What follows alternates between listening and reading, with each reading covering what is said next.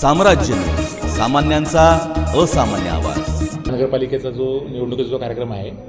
तो जाहीर झालेला आहे। त्याच्यामध्ये आरक्षण जे असतं वेगवेगळ्या प्रवर्गांचं त्याच्यासाठी जो शेड्यूल आहे ते सुद्धा माननीय राज्य निवडणूक आयोगाने जाहीर केलेला आहे। याच्यामध्ये आपला जो त्यांनी एक सर्वांना युनिफॉर्म जे महानगरपालिका आहेत त्यांना लागू केलेलं आहे। त्याच्यामध्ये सोलापूर महानगरपालिकेसाठी 4 तारखेला त्यांनी जी सोडत आहे ज्याच्यामध्ये आपल्याला आपण म्हणजे आता जे काही 4 तारखेपर्यंत आपल्याला आयोगाकडे ते सबमिट करायचं आहे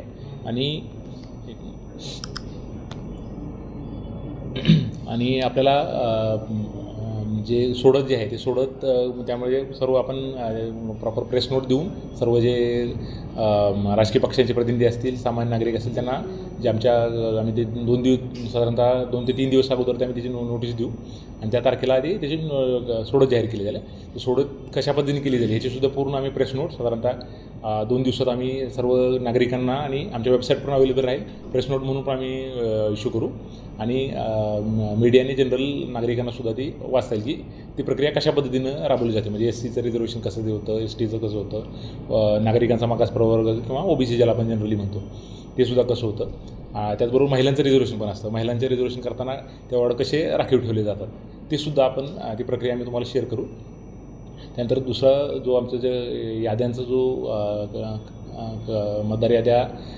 व्हेरिफिकेशनचं काम सुरू आहे त्याचे प्रारूप जी आम्ही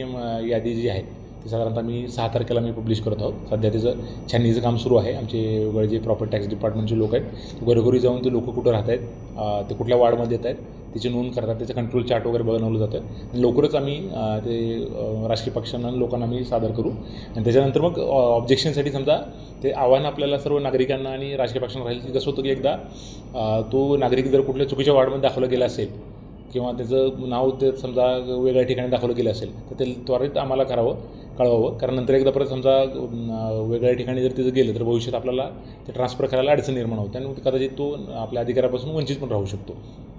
त्यामुळे जे यादी आम्ही जेव्हा शेअर करू तेव्हा जास्तीत जास्त लोकांनी आपला वार्ड कुठला येतो आम्ही त्याचे वार्डचे मॅप्ससुद्धा आम्ही त्यासोबत आम्ही पब्लिश करू। ते कुठल्या वार्डमध्ये येतो ते योग्य त्या वार्डमध्ये आपलं नाव ते इन्क्लूड केलेलं दिसते का हे बघावं। जर काय असेल तर जवळजवळ 10-15 दिवसाचा वेळ आहे त्याच्यात ऑब्जेक्शन आम्हाला लेखी स्वरूपात सबमिट करावं करेक्शन करून आम्ही फायनली मग तो आम्ही जी मतदार यादी ती पब्लिश करू। सर मतदारसंख्येच्या मतदारांमध्ये संख्येमध्ये वाढ झाली नाही आपल्याकडं म्हणजे जे गेल्या साधारणतः 2017च्या लोकसंख्येच्या हिशोबानं साधारणतः आपल्याकडं विधानसभेला आणि लोकसभेला म्हणजे कारण काय झालं की आपल्या सोलापूर जिल्ह्यामध्ये आणि सोलापूर शहरामध्ये सुद्धा की जी बरीच मोठ्या प्रमाणावर जी युवक मतदारांची जी नोंदणी आहे ते वाढल्यामुळं साधारणतः 1-1.5 लाख जे मतदार आहेत ते साधारण 2017चं कारण वेळ पण जवळजवळ 8 ते 10 वर्ष झालेलं आहे तर साधारणतः जो 1-1.5 लाख मतदार जे आहेत मागचं जे इलेक्शन जे होतं 2017चं त्यापेक्षा साधारणतः 1-1.5 लाख मतदार जे आहेत ते आपल्या लोकसभे आणि विधानसभेला पण होते आणि साधारणतः ते नॅचरल प्रगतीमुळं हे जे आपल्याला जे एवढे मतदार आपल्याला आहेत आणि जे काही त्यानंतर पुढच्या टप्प्यामध्ये एकदा आमचे मतदार यादी पब्लिश झाल्यानंतर मतदान केंद्र आयडेंटिफिकेशनचं सुद्धा काम आमच्याकडून होणार आहे।